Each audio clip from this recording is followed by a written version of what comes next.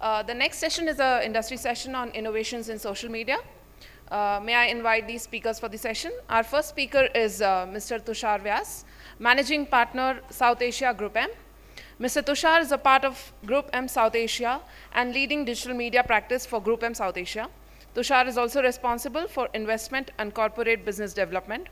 Tushar has launched digital media business unit for Group M India and built up the team and expanded services in areas like search, mobile, and social. Group M digital media practice is leading digital media solution provider with more than 150 clients. Welcome, Tushar.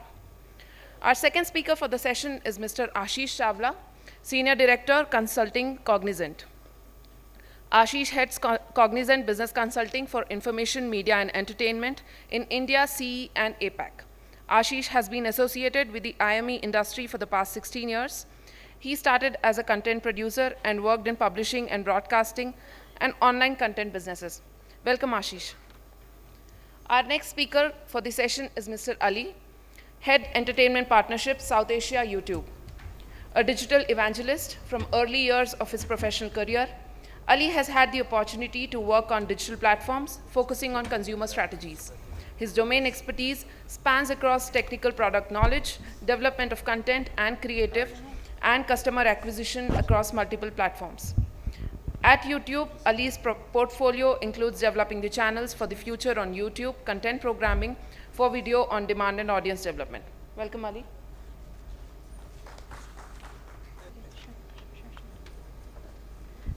Welcome everyone to the social media innovation panel. We have some heavy hitters here, as you already heard from their introduction. So the order that we're going to go in is Tushar Vyas, Ashish Chawla, and Ali Hussain. And I thought before we get started, perhaps we could just kind of briefly introduce ourselves.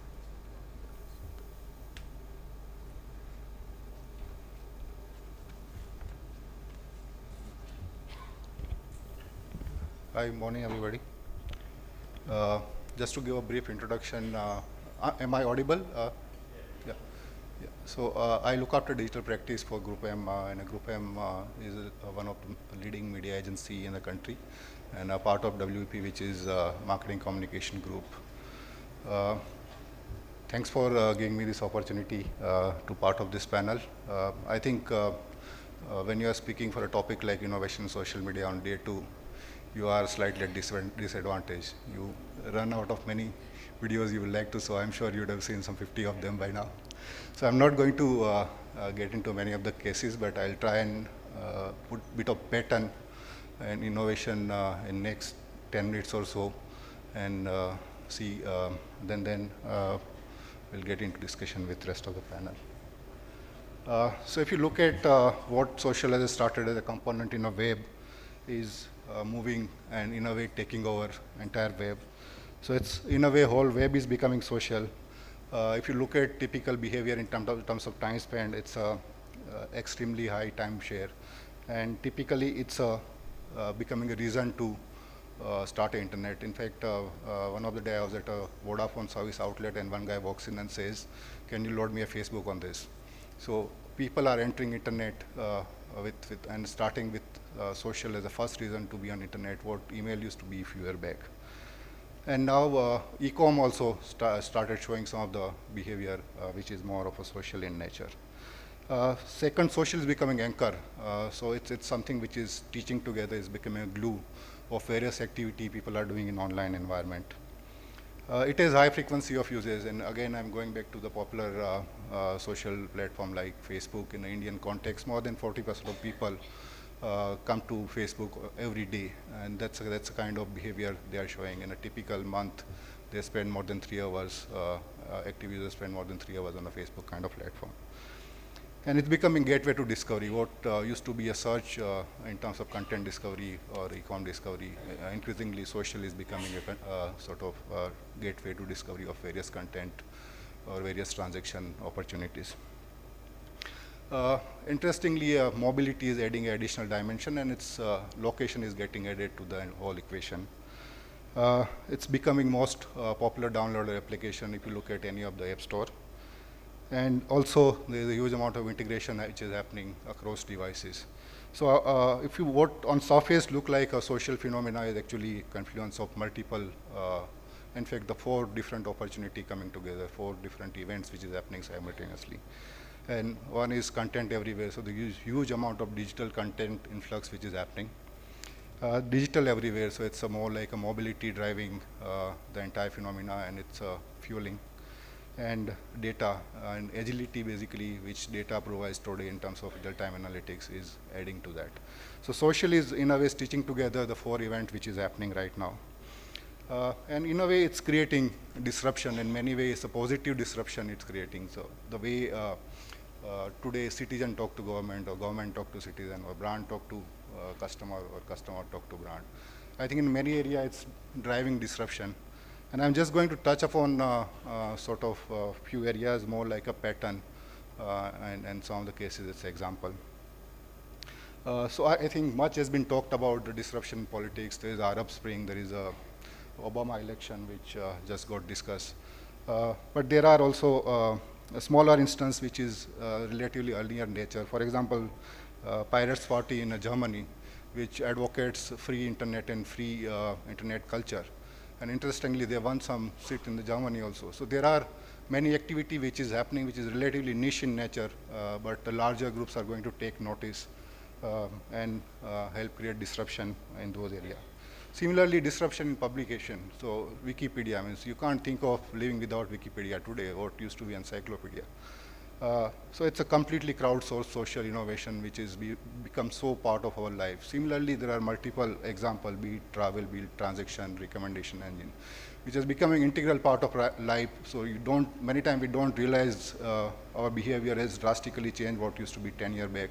But these are the positive disruption which social media is driving. If you look at some of the real impact on the ground at a government level, many of the government started tracking social chatter, social trends, or various data which is happening to track any disaster or any epidemic kind of thing. In fact, there are enough study which is talking about the search pattern or tweet patterns to identify the disasters and stuff like that. And it's becoming more and more important where governments setting up in a way a command center to track and monitor those kind of things. Even during the Olympic, London government has set up in a way anti-riot kind of thing where people talking about any protests, they used to listen to it, proactively get in touch with those guys in a lobby and then diffuse the situation. So I think somewhere government is getting active in terms of understanding what's happening at the ground level, what people are talking and stuff like that. If you look at in context of citizen to government or NGO, they are using this to build awareness. There is, again, much talked about example on a Pinstorm. They started creating a profile and then sort of started promoting to most sought after sort of consumption goods and stuff like that. And they created, in a way, awareness about what's the basic need of people or kids in Africa kind of market. Or areas like crime against women. So I'm sure many of you are familiar with Holabek initiative, which is in a way crowdsourced initiative to map areas in a city or map street in the city which is unsafe. So which is helping, of course, citizens, but also helping government and police to increase surveillance in those areas. And similar mapping started happening now in India. In fact, recent Times article talks about Delhi mapping. And if you go to this Holabek site, there are cities like Delhi, Chandigarh already mapped from an Indian context, and people are tagging street where the instances have happened with them. Then if you talk about now citizen talking to government, at a very granular level, people are coming together to raise their voice to improve local community. So there is an interesting application called See, Click and Fix. This is not about the serious issue in a sort of society and stuff like that, but say your lamp post is broken, your footpath is broken, and you want to talk to government. This is not a something which is serious matter, but which is important to a locality. It allows you to take a picture, upload and tag it, and then there are government tools these guys have created where government can go and resolve the small instances or applications. So it's in a way enabling government to get into this area. And interestingly, I started seeing now Mumbai and Delhi also people started posting, though government is not yet reacting, but people started collecting and raising their opinion on this area. I think the earlier session has covered how the broadcaster and publications are leveraging and again creating disruption. But largely what is happening is, in a way, social and TV fueling each other. And what used to be a one-way medium has become suddenly two-way medium. And it's adding a layer of participation. It's adding a layer of measurement, real-time changes, real-time sort of flavor which is giving to TV. And that's again, I would say, a disruption and innovation in a TV or a publication kind of environment. Here again also, we spoke about one application, but there's a huge amount of undercurrent happening in Indian context also. And in next maybe couple of quarters, you will see at least 15 different applications which will start surfing in Indian context to talk about TV sort of dual screen behavior and interactivity with the TV environment. Now if I have to move into a topic which is more closer to us, which is in area of brand and marketing, there are certain areas where consumers are initiating and proactively talking to brand, and some of the cases brand listen to them and then start to react. So areas like servicing, area like product distribution, areas like service outage. For example, US power distribution company maps tweet for checking out power outage. In India, brand like Hippo has gone Twitter route to identify the product distribution and sort of refill if some of the area the product has run out. I've sort of noticed market like Australia, there's a telecom group lobbying for the service quality and stuff like that. But one example I found interesting was customer actively contributing to stock decision, and this is the second year which is Walmart is running. They are asking people what kind of product you want to get into shelf, and Walmart being a large sort of retailer, they must be getting sort of thousands and hundreds of entrepreneurs coming to them to stock their product. What they started doing is put those products on the web and ask people to vote what products you would like to see on the shelf. And it's a pretty interesting program, second year in running, right now also live, so you can go and check out how they are sort of driving category by category kind of product they should be stocking. And again, in a way, crowdsourcing market research in terms of demand for product. If I get into now brand talking to a sort of consumer, largely the objective is connecting with the consumer and creating more dialogue rather than a monologue kind of environment. And again, there can be a pattern. So if you look at, there is a socialization of event and retail experience. I would like to just spend a minute on an example what Vodafone did in Indian context. This is for IPL. So when you are spending whatever few $1,000s to go to IPL, you would like to also tom about it, right? So that's a typical behavior, and you like to talk to your friend, you like to tell your sort of friends and family you went to IPL match, and you sort of like to put your picture. So what we did for Vodafone is took a very high density camera and they did a panoramic photograph. So it's a 360 photograph which with extremely high resolution where you can go down to single seat. This photo got created and uploaded in a sort of social environment, and you can go and search yourself. And once you find yourself, you tag your picture within the stadium environment, and you can also, there is a social connect, so you can go onto Facebook and Twitter and stuff like that. And in a typical match, we are finding close to 10,000 odd tagging happening. So in a stadium of 20, 30,000 people, there are 10,000 people coming and sort of tagging themselves and putting in a social. Other interesting areas are something Citibank did. So there was running a campaign called Deal versus Will, and somewhere Citibank enabling what you want, so what your wish is, and help you fulfill the wish. It's been linked by us in terms of retail environment. So you can tweet, and that tweet generates a cloud based on your wish. So it's an activation which is happening in those areas. I'm sure many of you would have heard about the Coca-Cola Connect. They try to connect India, Pakistan people in two different malls. So one mall in India, one mall in Pakistan, and there was a sort of dispense unit which has also got sort of projection with it, and people from Pakistan and India talk to each other. So I think social is getting into more of this experience in enabling people to sort of experience brand promise, and not only that, but it also allows you to amplify what is happening in a slightly controlled environment. Other area is it helping drive customer experience. So I think again one of the best talk about example is Best Buy is the 12 Force.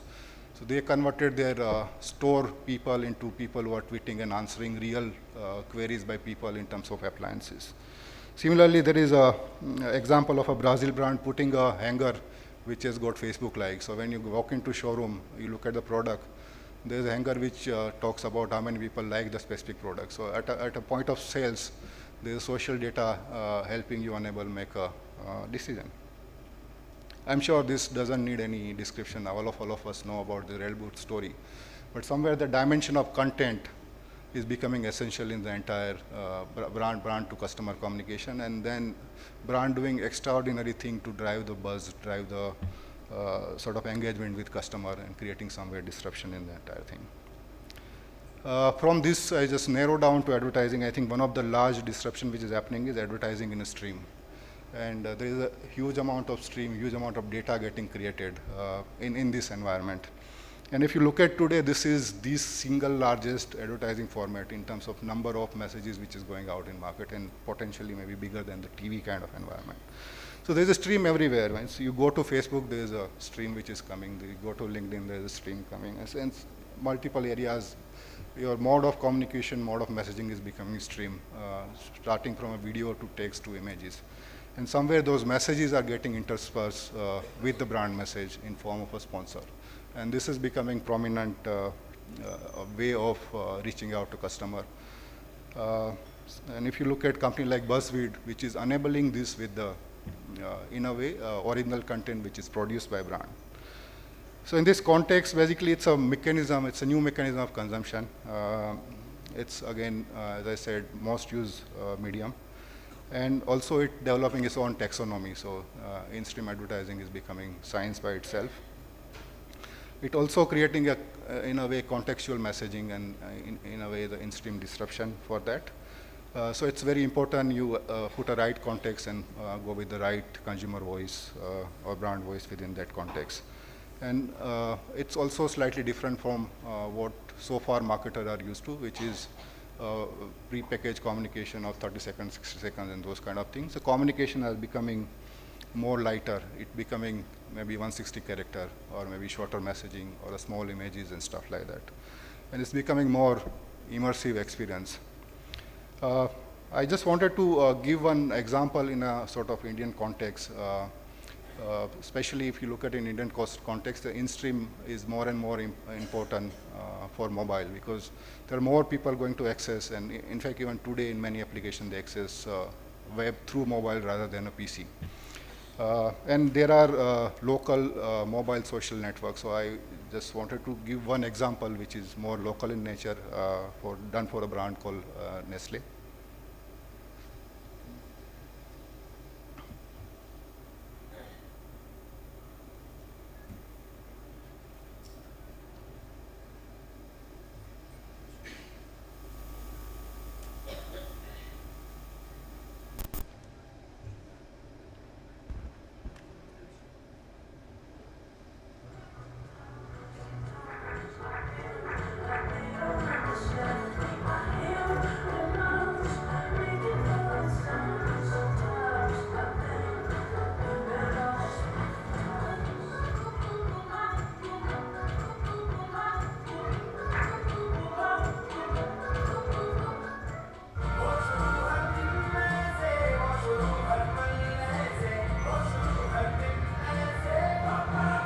Switch on your mornings with a hot cup of Nescafe.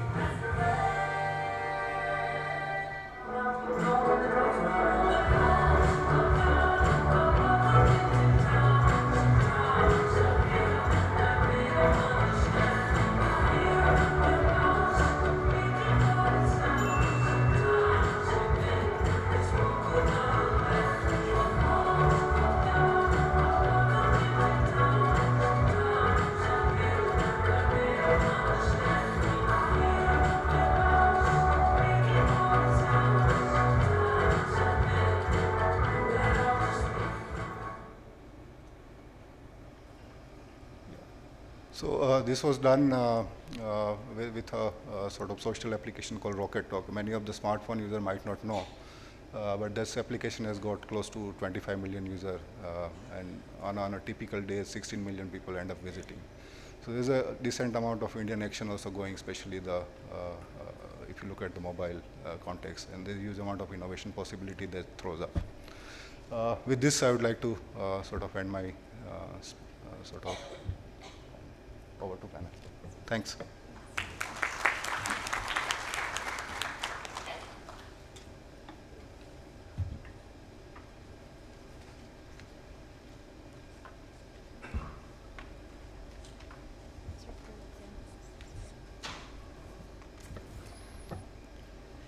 Last year I was speaking at the same conference, and we were talking about issues with social media.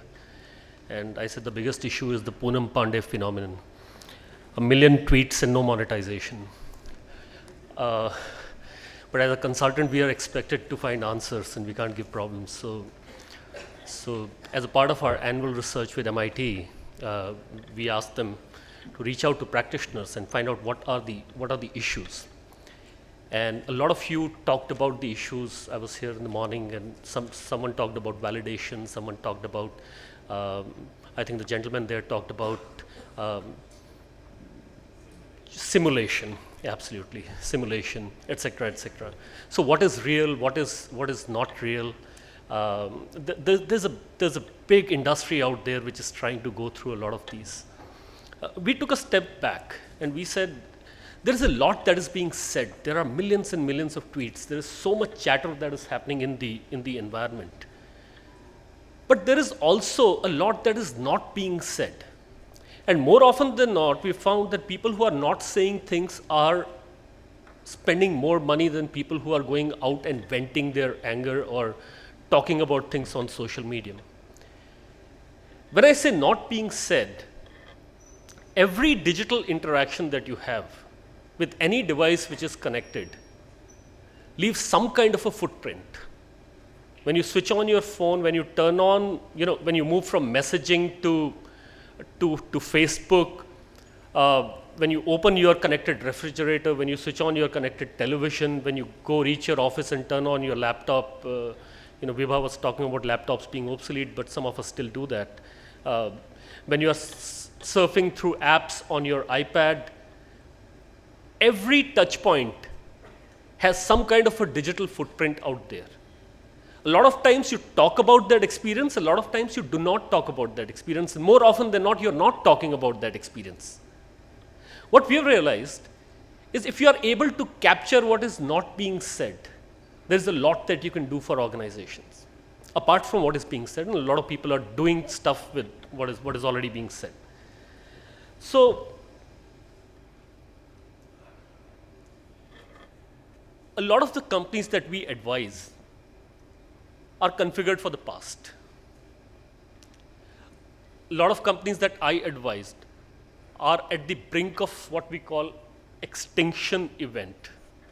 Whether it's a newspaper, and you've all read about what happened to Washington Post, you've all read what happened to Boston Globe.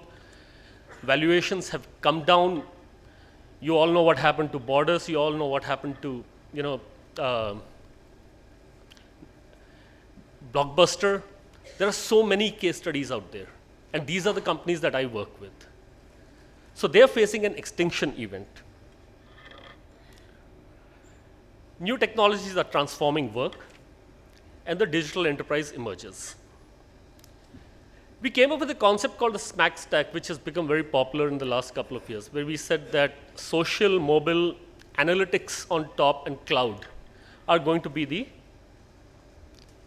backbone of the new organization or a successful organization. And we've tried to bring consumer IT to the enterprise.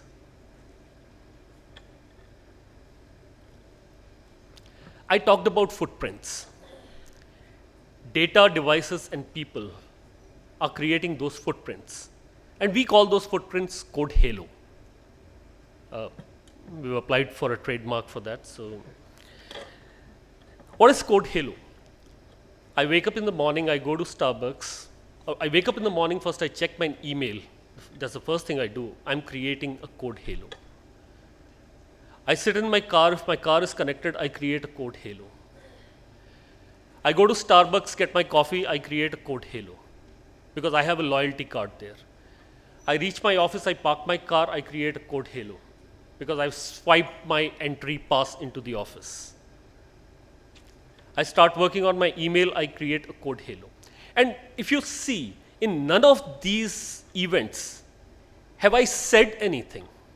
So in the real social, in the social world, or the social world that I know, or all of us know, I have not created any kind of chatter. So there is no one who's monitoring me. But I have created these digital footprints, these code halos. And there is a lot that can be done with these.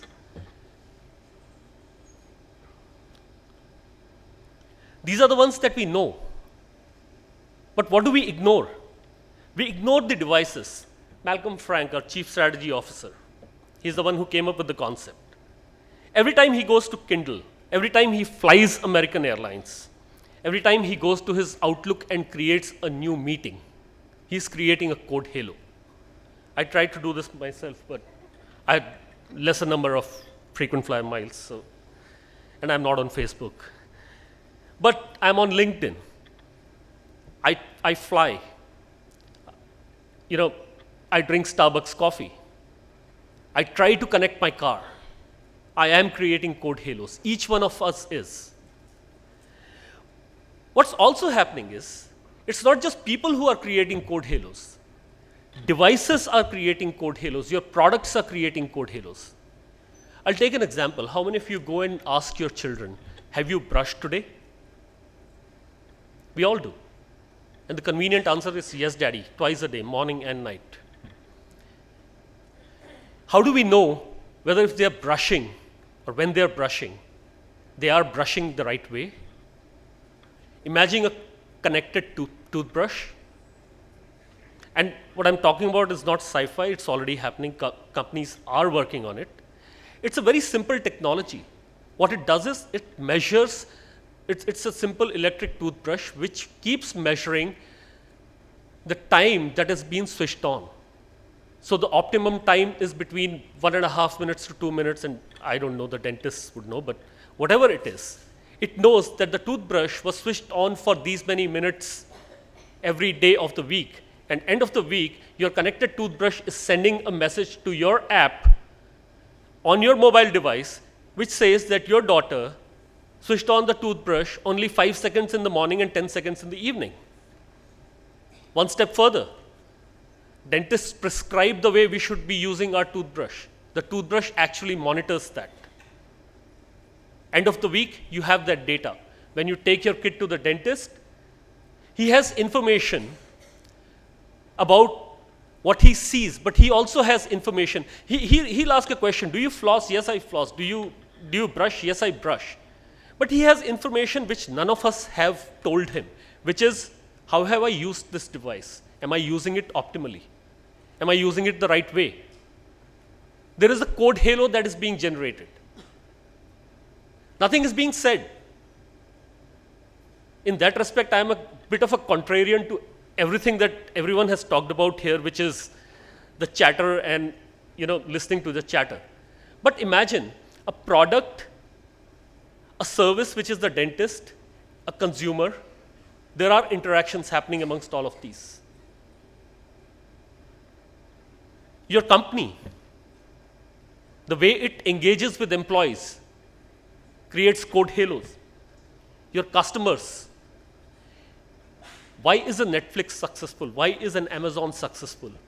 Because they've been able to harness these code halos. If you look at they might not be saying it is a code halo, but Amazon Betterizer is a great example of a code halo or harnessing code halo. Your suppliers, your supply chains are not linear anymore. Your supply chains are very, very networked. If you're not able to harness the code halos of your suppliers,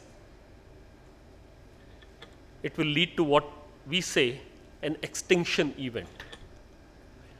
What are the new decisions that are being made because of harnessing code halos? You're managing by real insight rather than what the highest paid person in the organization is saying. There's a big shift there. You are co-innovating, innovating rather than we design and you buy. If you look at the P&G example, 50% of the new products that they've developed in the last year came through a partnership exercise.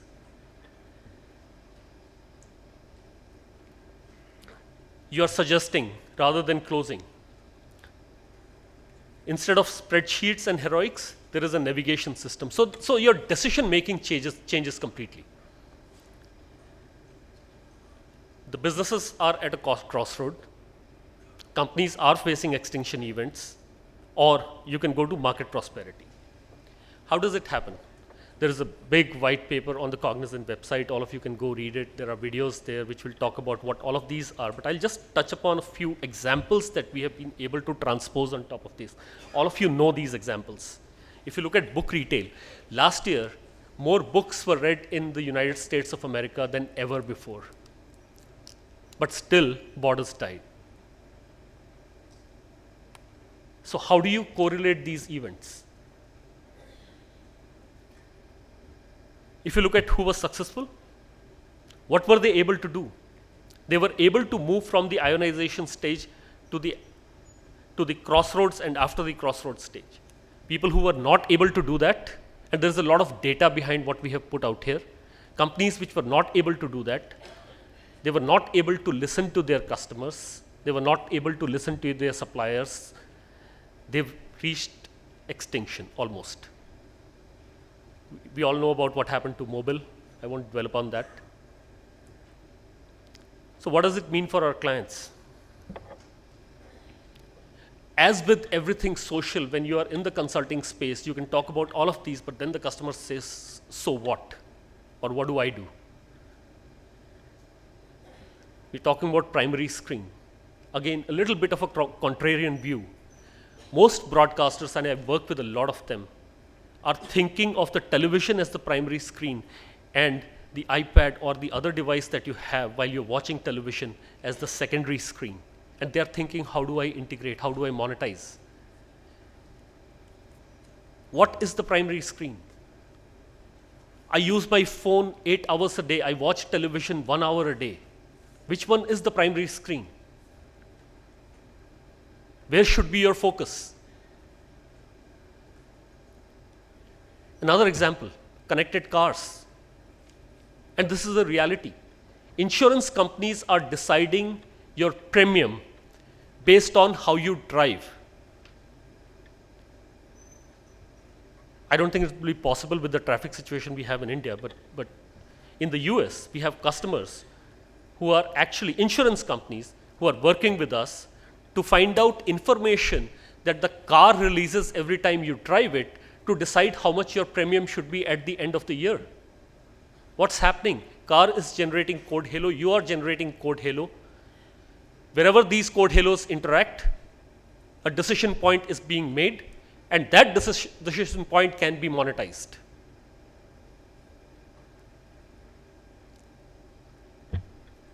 That's all I have. Thanks.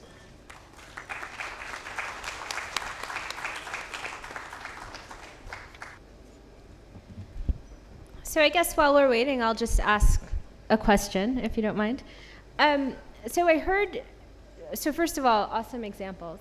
So one of the questions that I'm interested in, and you kind of touched on, and I don't know if you can give us sort of a more precise answer, is how do you evaluate innovation in your context, whether that be from a consulting perspective or developing new solutions when you're thinking forward, either at the idea stage or later evaluating them. What are the measures that you use to evaluate innovation in this space? I'll answer more in context of advertising marketing because that's the area I come from. So I would say it's straddling across two areas in sort of business I'm from. It's a fun and fundamental. So it has to be fun in terms of driving engagement, driving sort of connect with the customer and stuff like that. Well, when I say fundamental, it's more about driving business result, transaction and stuff like that. So it's straddled across two areas. and kind of impact you can make in both the areas. Third related area is how social is able to integrate the sort of overall ecosystem for the brand, starting from communication to products and stuff like that, and how it's in a way stitching together and amplifying. So it's a sum of part is more than the whole. So that kind of phenomena how it can done. So social at the heart, social at center of the plate. That's important for us. Hi, good morning everybody. Sorry about that, I had some tech glitches with my laptop. I was hoping it didn't happen today, but I don't have good luck as usual. It's a big red slide out there, just gives my name. My name is Ali Hussain. I'm part of the YouTube Content Creative and Partnerships team here in India. Can anyone hear me clearly? Everybody hear me clearly? Okay, super. So yeah, Tushar was right earlier when he said that, you know, coming on day 2 of digital media summit, a social media summit is challenging because a lot of the examples are things that people would have taken already. So also it's Saturday morning and my job is tough here to try and keep it interesting for you guys. It's a YouTube presentation, so hopefully half my job is done because I'm going to have a lot of videos, some images. So I'm going to make my life easier by talking to you guys over here. When ISB actually sent me the topic of innovations in social media, I was actually fairly confused in terms of what needs to be done. A lot of you guys might think coming from YouTube that should be the easiest thing to talk about, but that's also one of the challenges, right? And I have 2 reasons why I believe that's a challenge. Reason number 1 is that I personally believe that social media as a product is already innovative. So when people talk about innovations within innovations, it kind of gets confusing, right? So that's one reason why I thought it was slightly complicated. The second thing is we at YouTube can talk a lot about social and social video. So that further kind of broadened the horizons and then got me thinking in terms of what do I speak to you guys about today. So I kind of narrowed it down. I'm going to talk about social video in specific. And just one aspect of social video is what we call is the side door strategy. So you don't have to scratch your heads in terms of what the side door strategy is for now. I'll definitely get to it through the course of the presentation. I'm going to start this off in the spirit of a video. This video is about a business model that was set up to sell peacock feathers. The business jumped 100% year on year just because of this video. The interesting thing here was that this video was not made by the person selling the peacock feathers, but by one of their clients. You know, we've seen 100 million views and 1 billion views also with Gangnam Style, but this only got 1 million views, but considering the premise of selling peacock feathers, the Nescafe campaign had 1 million views, a couple million views also. So I think this video specifically coming, considering it was not from Nescafe, is not bad.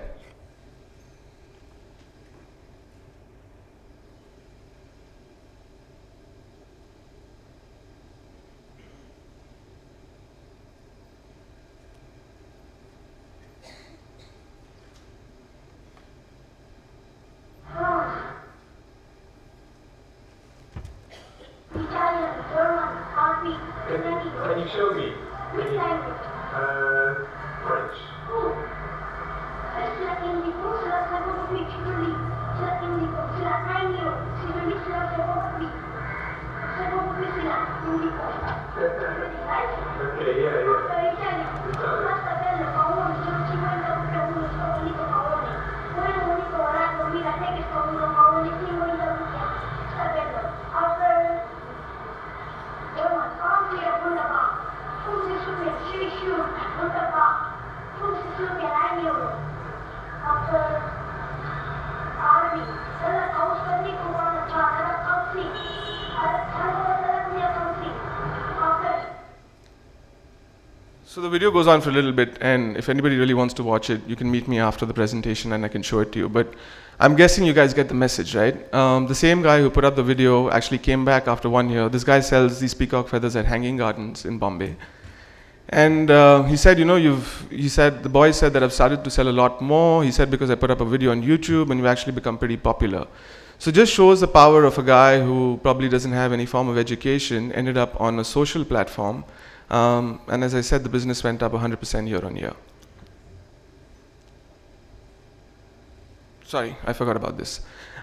This was actually sent to me by one of our senior execs in the US, and the reason why it caught my eye, and this is something that Ashish and Tushar have also kind of resonated, is that our jobs actually are much tougher today. I guess in hindsight, a lot of us, would like to have worked in this environment maybe about 15, 20 years ago. But the reason why it's tougher today is because that in the business of media and technology, which is ever changing, we need to keep ourselves on our toes. Can't afford to slip up at all. The reason is because the customer is actually changing much faster than the client, because their adoption techniques are much faster. They're far more prone to technology than the generations of brand managers and marketing heads that sit on the top of brands. Another important point that here is that we need to continuously keep on innovating to ensure that our case studies and our best practices of today, which will be obsolete tomorrow, we need to move forward on those. So that's an important aspect where I thought this was interesting. Out of Babe Ruth's words, right, into an image. This is what it looked like in 2005 when the Pope was unveiled. You can imagine what this looked like in 2013. It wasn't shaking, but this is what it looked like in 2013, right?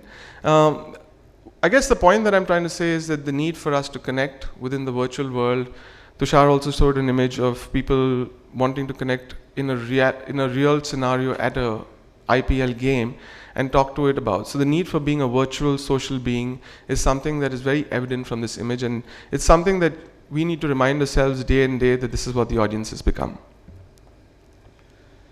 Again, the headline for my presentation is, this is something I started off with, that social is a core human behavior. It's not a campaign, it's not an advertising campaign.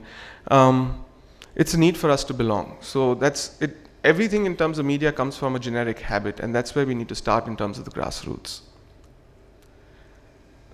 When we start at the grassroots, one of the most important attributes is to be able to understand the customer we are speaking to. We at YouTube have coined a new term called Generation C. It's a psychographic. My next slide will talk about what the attributes are. But just to give you guys a little bit of fact about the Generation C, because there is a generation of these fans out there who like to interact, engage in an unmediated environment. These are the fans who like to contribute. There is talent out there. They are essentially trendsetters who define what is important in content and culture. Even though it's a psychographic, they are under the age of 35 and essentially born out of what we call is the internet, social, mobile kind of environment. And these are the guys are the reasons why Justin Bieber became Justin Bieber, Gangnam Style and Psy became Psy, and even in India, Dhanush became Dhanush. These were not stars that were born from a TV show or from a movie, but stars that essentially were born out of the social world. Again, just breaking down what Generation C is for its simplistic form, that's going to be another premise in my presentation, is the 4 C's that combine, as you can see out there. The first one is creation. So one of the important attributes of the customer today is that the customer or the user creates a video to showcase their creativity. The video is also the maximum form of self-expression. So this way they're already saying in terms of what they want to talk about. The next step post creation of this content is the second aspect, is that the content needs to be relevant in a context and the need for them to connect with people. Connect with like-minded fans, connect with their peer groups to ensure that this video is something that they've created is shared with other people. You take it a step further than that, is an entire aspect of curation. There's lots of people out there who actually maybe not create videos. I think Ashish spoke about this. They're kind of silent, but they curate videos on their blog pages, on their YouTube channels. It's almost like giving a stamp of approval saying, yes, I like this video. Yes, I associated with this video. Curation is also slightly more advanced because you're giving it that stamp of authenticity. And then the last one is all these scenarios actually end up in what we call is the formation of a community. The community under a single passion point of like-minded fans is probably more powerful for any kind of content creator or advertiser because they're able to speak to a relevant target audience. This is where I'm just going to pause again for a video. I promise that a YouTube presentation is incomplete without videos. So this is a video of how YouTube started in 2005, the journey and the evolution of the product, how the product has evolved over time. The reason why the product has evolved over time because the customer is involved. It'll give you a brief insight of how we're kind of getting ready to set up the next generation channels for what we call as our next generation customer.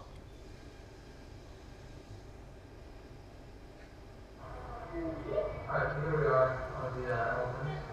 In 2005, we uploaded the first video to YouTube with a simple goal to create a place where anyone could broadcast themselves.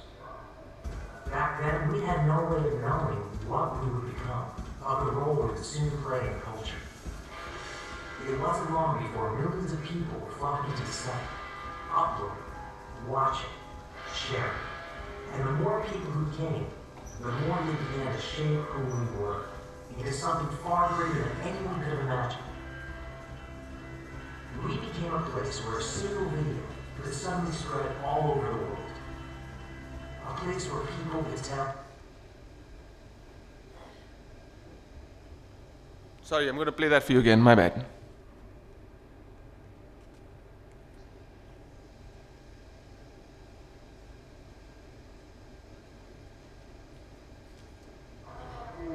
Alright, so here we are on the elephant. In 2005, we uploaded the first video to YouTube with a simple goal to create a place where anyone could broadcast themselves.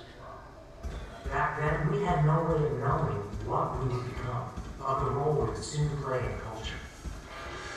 It wasn't long before millions of people were flocking to the site, uploading, watching, sharing. And the more people who came, the more they began to shape who we were into something far greater than anyone could have imagined. We became a place where a single video could suddenly spread all over the world. A place where people could tell remarkable stories. A place to spark change. We became the voice of an entire generation. A generation that has grown up with us as much as we have grown up with them. A generation that's driving the digital movement, that's consuming and demanding more content than any before. Generation C, the connectors, curators, and creators of our time. They decide what gets popular, what spreads, what stories need to be heard. Together with them, we started a revolution all those years ago. And together, we're starting another revolution today. By redefining how the world watches and connects, giving everyone a voice and a chance to participate. By working with partners to develop the next generation of programming. By working with brands to engage their audiences through entertaining, innovative ideas. By building a place to find, experience, and share content in amazing new ways. We are becoming a place to come back to day after day after day. A global destination for creativity, learning, and free expression that empowers this incredible community to shape the content and culture that matters to the world today.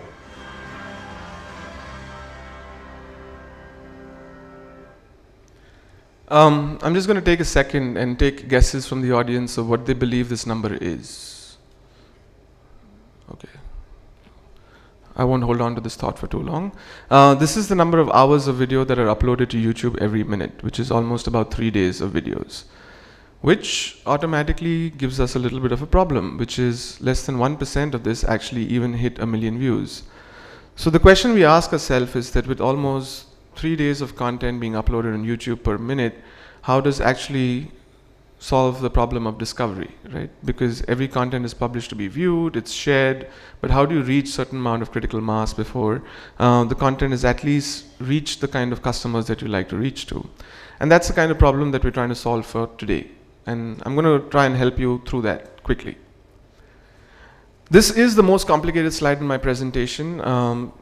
It looks complicated, but if you actually break it down, if you see the left-hand side of the slide, the left-hand side talks about how, actually the slide talks about how customers view content.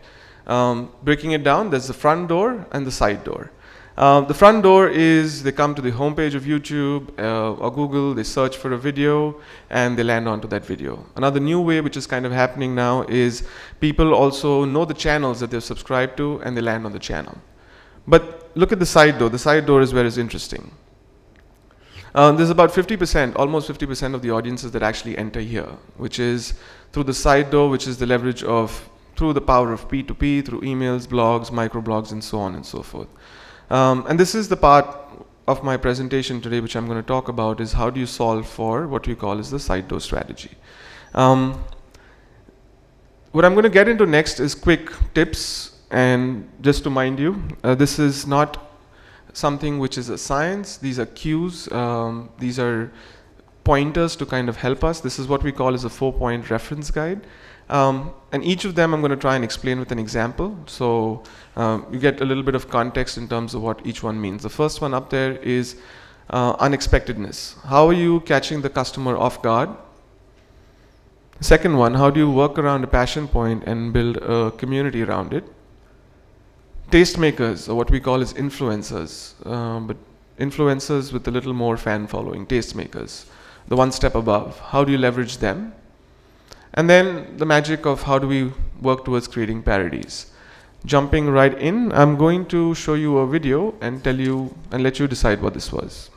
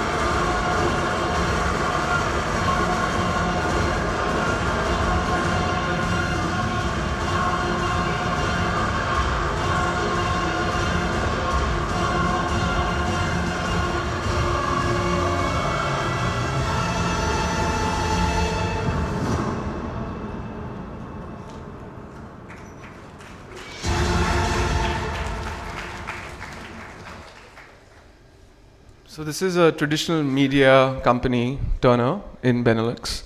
Understanding that, well, TV is important whilst that's the first screen, but the power of video, and this was unexpected, right? How many people would have imagined that somebody would have done something like this? I want to see a show of hands. I don't see even one, so that's right. They caught them unexpected. What was interesting about this is that it got about only 46, 47 million views. The premise was interesting because Benelux is a combination of multiple countries, and they could actually take this forward. This was done in Belgium, and they could take this forward and do it in the Netherlands and make it even more exciting. So they took a lot of cues from what the community and the fans had to say because it was unexpected, and they carried it forward. So whilst we always hear a lot of the things that happen with Psy and so on and so forth, some of these things go a little unnoticed, but they're fairly popular, which is defined by our content and culture today. Getting into the next one. How many of you guys have heard of this? Anybody? At least one person can raise their hand. Okay, nobody has. Okay, there you go. So this is, her name's Michelle Fawn. She actually has an interesting backstory. I won't take long to kind of give it to you. She grew up in a salon. Her mother was a manicurist. Her mother actually wanted her to become a doctor. But she was interested in beauty, fitness, fashion, more beauty and fashion. So she set up a community, and now today she runs the #1 world's largest online beauty community. Also stamped by your advertisers, where she first became the makeup artist for Lancome, and then the brand ambassador for L'Oreal. How did she do it? And we have a video to show that to you.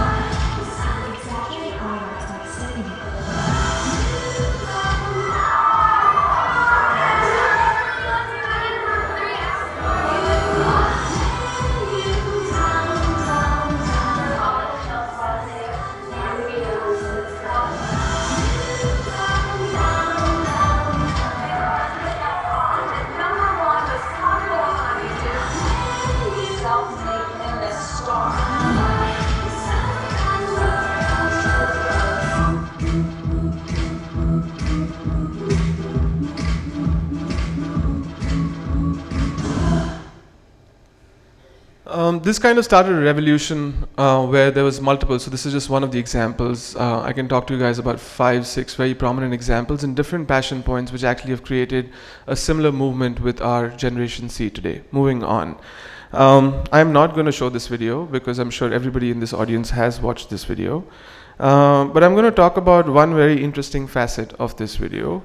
I'm sorry, this was an interesting image. I should have used something else, but the combination of Kill Bill didn't just let me not use it. So this is what the video graph looked like of the consumption of how Colaveri D was actually consumed. Now there are multiple reasons. I won't take credit for the fact that I've come up with a solution for this answer, why it went viral. But there were multiple reasons, multiple contributors, multiple reasons why this video worked, and it was, I guess, India's first truly viral phenomenon. But something happened here where kind of stimulated the growth. There were multiple factors that actually happened, but this is pretty much what happened. This is what we call is the influence of a tastemaker. So Amitabh Bachchan kind of sent out a little tweet which was recognized by the celebrities, retweeted by the celebrities, retweeted by lots of other fans. He has over 6 million fans on his Twitter today. I don't know how many he had at that point, but he had quite a few.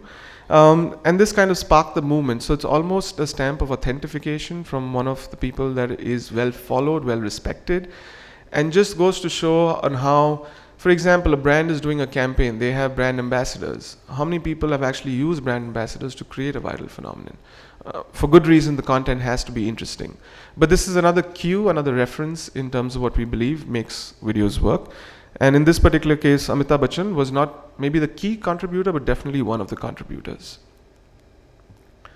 The trend platoon in Norway. Again, there is a reason why this has featured on the map and on the charts. And instead of me talking, I have, I think, my last video of this presentation, and I'm going to let you guys watch it.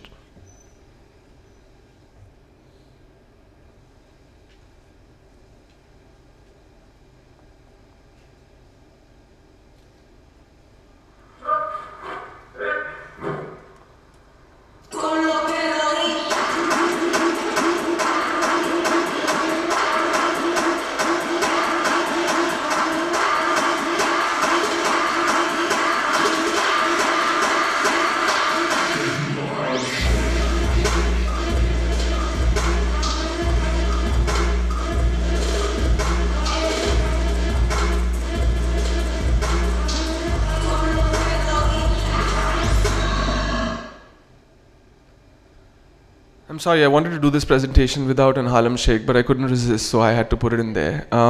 So why does this, what makes this interesting? If you actually kind of go back to the first thing I talked about, this was also unexpected, so kind of connects back to my first point. The reason why it was unexpected, an army platoon, on duty, in ice, the setting, the music, all aspects of it. As you can see, it hit a little over 92 million views when I grabbed the screenshot, which was probably a few days ago. Another aspect of this, which is,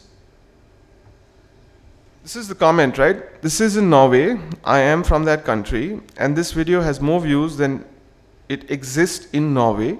It is only 5 million people in Norway, LOL. So the point I'm trying to make is that when content of this nature is created, it has no language barrier, it has no cultural barrier. This is content which naturally lends itself to what we call our business term is a parody. It allows you to be able to create versions, share, and there are people watching this parody no matter you belong to that content or that culture. But this just shows another aspect of how content on social platforms is becoming more and more global. Again, as I said, please, this is just a reference guide. This is not a science. You can try it at home. It's not lethal, but I'm not sure it'll work. There are multiple things that go into it, but hopefully this would help. Just 4 simple outtakes I would like you guys to have today. The first thing what I said was social products are innovative. Most important, understand your audience. I cannot stress how important this is. The third one, any platform, whether it's social, outdoor, TV, it's important that you come up with a good idea. And we don't stress on this very often, but it's the execution. A lot of times, if you've been in the business for long enough, it's a slip between the idea and the execution that actually falters. And all of this leads to something which is consumer recognition. So with that, I'd just like to say thank you for having me today. I was the last in this long panel discussion presentation. Hopefully you guys enjoyed it. Thank you.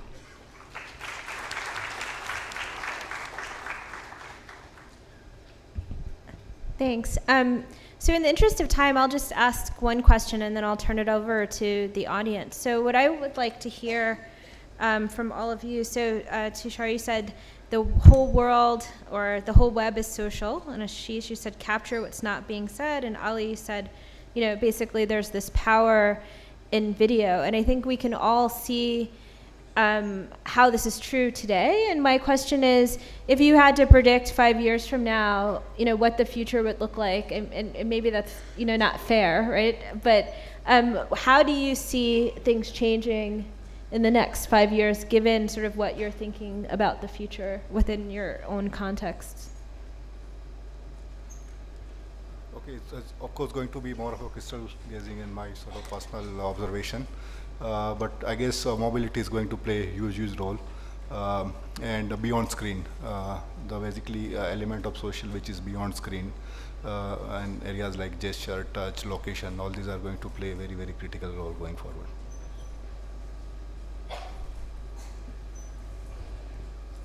There is an app that we are building. If you're watching Tiger Woods play golf, you should be able to click on his cap and buy it. A lot of people are trying that. I think there was a question in the audience that how do you connect commerce to all the connectivity that is out there? I think how video is going to play out is when you connect to video and put commerce on top of that and make it happen.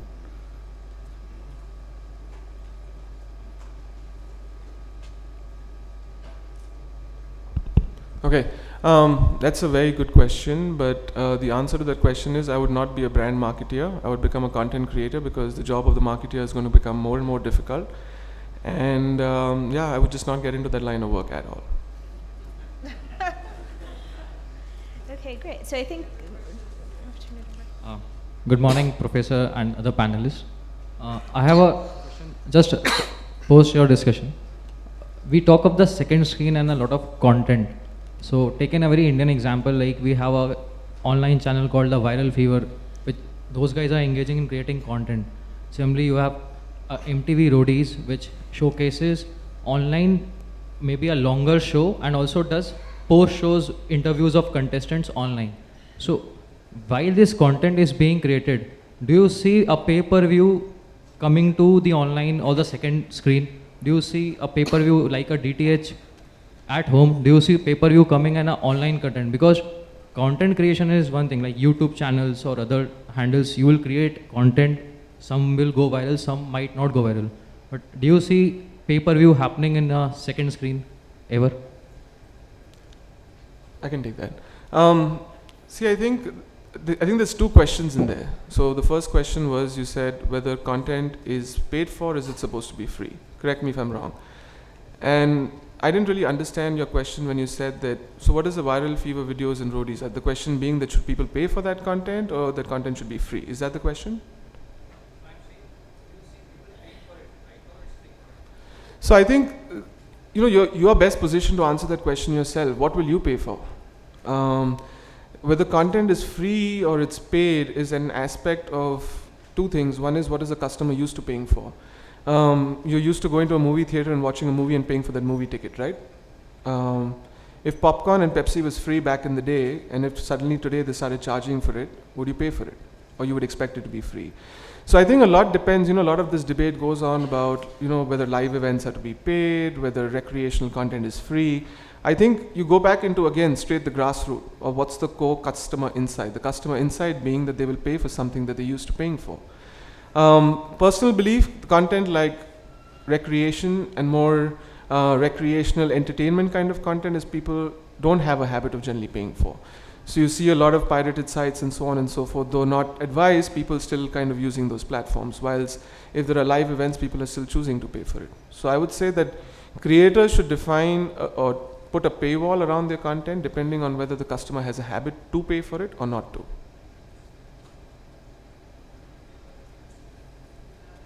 Hi, good morning. I have rather three questions, all three important for me, so I'll just try to. more towards when Tushar was talking about an example from Walmart, where Walmart is trying to take customers' opinion on what should be on the rack, what should be stocked.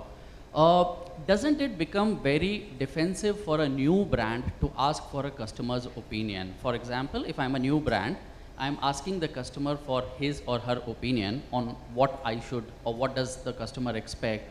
The customer thinks, oh, maybe they are not selling well. That is the reason they are asking. So for a new brand, doesn't it become a defensive strategy? Are you going to ask all question or should I answer? Whatever way you want. Okay, so I think there is a sort of enough clutter level in the market in terms of sort of availability of idea, product and stuff like that, and discovery has become very important part. In case of Walmart kind of sort of brick and mortar companies, when the shelf space is limited, they need to make choice what customer want, and especially in the new product category. So what in a way they are doing is, it's like a dipstick. It's like more like a market research kind of thing. What kind of product or what kind of product categories people are looking and how to allocate my shelf space. So they are in a way trying to optimize what inventory or space available to them. And that's the process. It's not about a specific product, but how to optimize the resource available to me.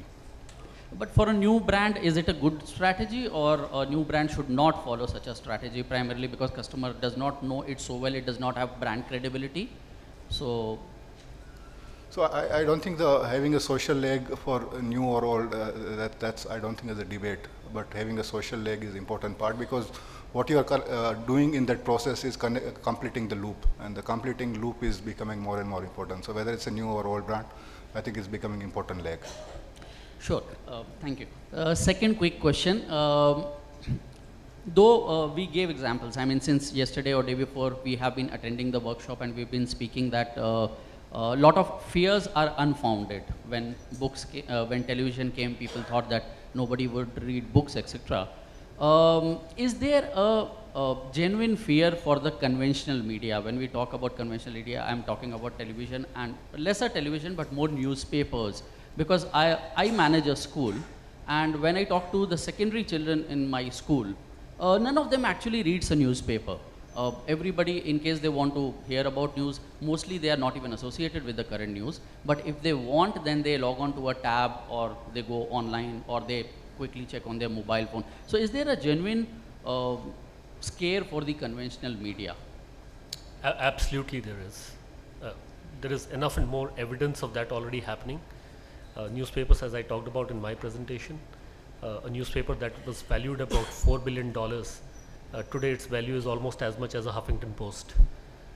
And this is a newspaper which actually brought down a president.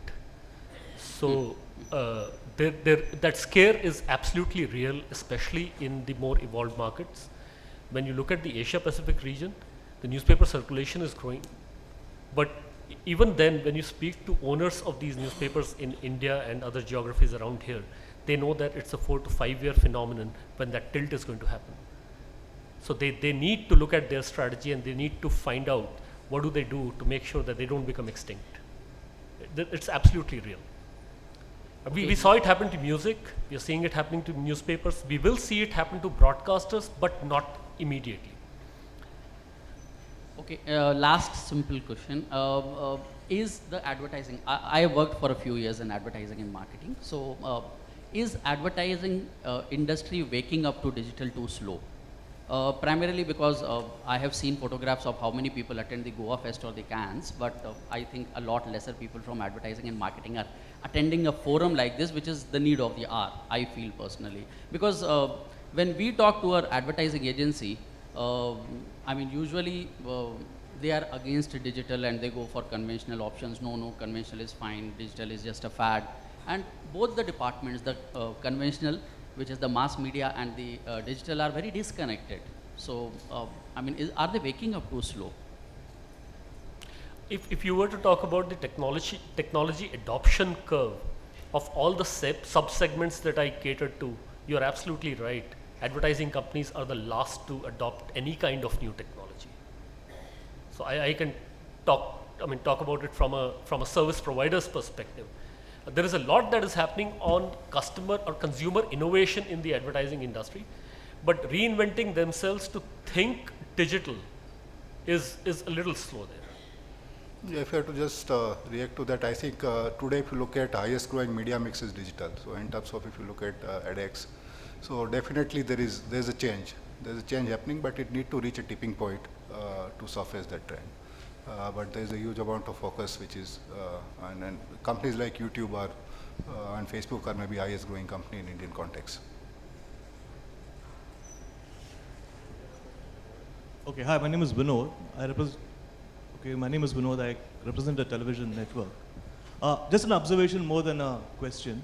There's this debate going on between the primary screen, secondary screen. Are we going to make money? Are we getting obsolete and things like that? Now, the experience has been, for us, has been this.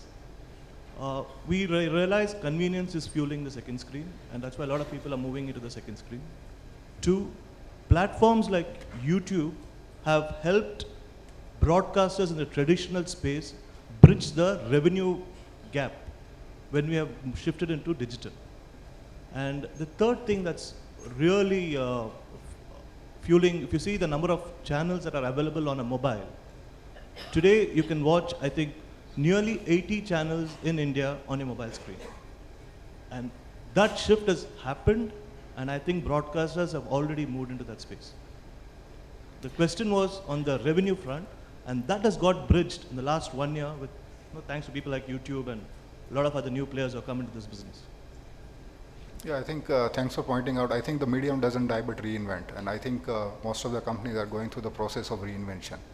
So they exist, but maybe the way they represent themselves might change.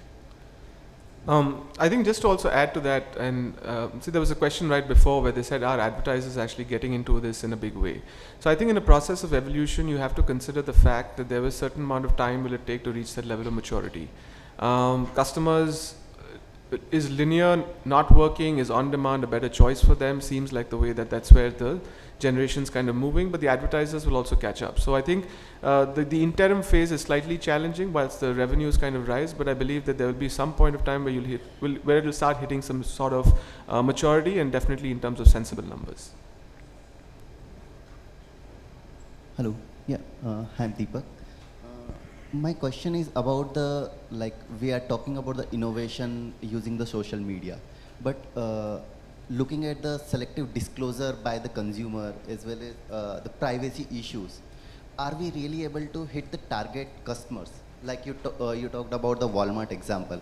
So the people who are actually buying from the stores, they may not be on the social media, or they may not be answering the questions about whether should I put this on this shelf or not. Similarly, in case of example of insurance, I remember one of my clients, he was installing GPS devices on the car to get the data about the customers. But not all the customers will be allowing you to install or allowing the companies to install. So the premium calculated based on such customers, using such customers' data, will may have the wrong results or may not be the right. So are we really able to hit the target population? See, it's evolving, and as we talked about the fact that you talked about Walmart, and that's a great example. Not a lot of the customers of Walmart are going to go on social media and talk about, because the demographic audience that it caters to, right? But the same audience goes to a point of sale, and there is an interaction happening. And Walmart has the most phenomenal analytics engine based on its point of sale activity, which determines how do you do shelf edge optimization, or how you do forecasting and allocation. So there is data which is available even without saying stuff, and there is lots of it. There is more unsaid data than there is said data, and the better analytics you have, the more successful you're going to be. I think you're absolutely right, though, to criticize, sort of trying to make conclusions from sites like Twitter, for example, or Facebook. But one thing that people are trying to do, including me, are trying to sort of re-stratify the data based on what we know of the different demographics of the site. So, for example, if you know that Twitter skews younger than the average population, can you then re-stratify based on what you know of the general population, such that you can make better assessments of what the general population would perhaps like on average? Just to wanted to just add a sort of Indian context to that, and especially in some of the media dark area. I know in the morning there was some joke going around on the geofencing and the Colgate, and sort of fortunately I was involved in the product. And when you go into that kind of sort of demographic profile, you have a handset which you get one or two call in a day. You don't have anything to do with the phone, and when brands calls up, they will be more than happy to pick up phone and talk to brand. And specifically after Kumbh Mela, there are thousands of people walked into the store. So I think there are demographic which exist in India which doesn't have a concept of D&D that's strong. They would welcome the more call, more messages coming from the brand because that's entertainment for them. We'll make this the last question. Great stuff in terms of innovation in social media. Can you give your thoughts in terms of what are the innovations in monetizing the social media and which are not too intrusive for the consumer? What is happening on that front? I can start with that. So earlier, if you watched a YouTube video, you had to watch a 15-second or 20-second or a 30-second ad. The new innovation that we launched, which was about a year ago, was the fact that you can skip that ad. So giving the customer the choice that if you really don't want to watch the advertising, then you have the option of skipping the ad. This also became interesting because it forced the advertisers then to come up with compelling ads to ensure that somebody stays longer than those 5 seconds. Taking a step further, we only charge the customer or the client or the advertiser if somebody watched more than 5 seconds. So if the customer or user didn't watch more than 5 seconds or watched less than 5 seconds, we didn't charge the advertiser for it. So I think there are various ways in how advertising also is going to get, reformed, I would say, based on how the consumption pattern changes. And TrueView ads and skippable ads, as we call it, is just an example of doing that. Sorry. So that's okay. I mean, so on a smaller scale, I think people are starting to sell some of the analytics, right? So we talked about the data being free and it being large, but companies are coming in and trying to make sense of that data, and they're selling the results to companies. So there are a lot of companies doing that. So I'll take two examples. One is a company like weather.com. I go and I search for the weather in Sydney a week from now or 10 days from now. Now that data is being used by airlines, that data is being used by hotels, that data is being used by travel service providers, etc., because they know that I have some interest in Sydney a week from now, right? So I will travel there, I'll stay there, I'll do whatever I need to do. So that's one part of my being socially active and that data being used. On the other hand, you have, so this is not direct. This is weather.com. You are interacting with weather.com, but someone is using that data, as Chandra talked about, the fact that the data is being sold. The second part is someone like Disney. If you look at the new Disney Magic Bands, which is a phenomenon in itself. People were interacting with Disney all along, but more often than not, they used to react to the messages that they would get in a one-size-fit-all. So I'll make a change to the queue in this particular ride because I'm hearing this social chatter. Today, the Magic Band has become so personalized that that is the key to the room that I'm staying in. That is my ride ticket. That also tells me which ride I should go for. That is my F&B ticket. It's absolutely personalized to my taste. And all of that is happening because of the social interactions I'm having with not just Disney, but things around it. And they're capturing all of it, and that information comes to the Magic Band. Yeah, I think it's broadly covered, basically using data to create more relevant messaging, and so it's a more in-stream, more less intrusive. So that's the answer somewhere in short run. Thank you. Thank you, panelists. May I invite Professor Mehra to give away the token of appreciation, please? Thank you. Thank you, Ali. Thank you, Professor.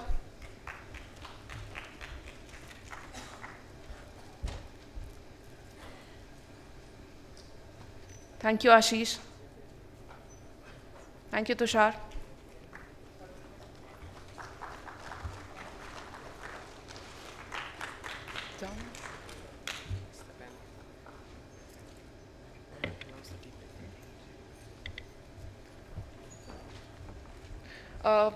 In the interest of time, we take a quick 10-minute refreshments break and come back at 12:15.